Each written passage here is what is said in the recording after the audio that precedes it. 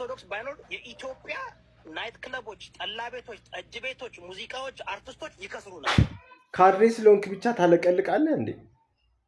በዓለም ላይ ያለው 2.4 ቢሊዮን ክርስቲያኖች ሲጠጡ አለ የሚውሉት። ኦርቶዶክስ እኮ 200 ምናምን ሚሊዮን ኢትዮጵያና ራሽያ ነው። እና ኤሮፓ፣ አሜሪካ፣ ካናዳ፣ አውስትራሊያ ምናምን፣ ኬንያ፣ ኡጋንዳ፣ ናይጄሪያ ምናምን፣ ሳውዝ አፍሪካ ፕሮቴስታንትና ካቶሊክ አይደሉ እንዴ? እንዳጠቃላይ 86% ፕሮቴስታንትና ካቶሊክ ክርስቲያኖች ናቸው ሲጠጡ። ይሄን ውስኪና ቮድካ ሲጠጡ አለ የሚሉት።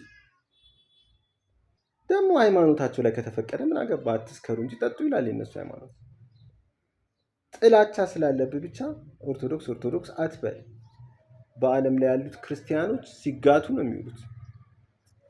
እና ሂድና ጠይቁልን። ምን የምታውቀው ነገር አለ? ቮድካና ውስኪ ከነሱ አለ የሚመጣው። ሁላችሁ የምታውቁት ነው የምታዩት ነው ባይናችሁ። ስለዚህ ዝም ብለህ ካለ መረጃ አታውራ። ጠባባቱን በዚህ ደረጃ እውነት ይወዳል።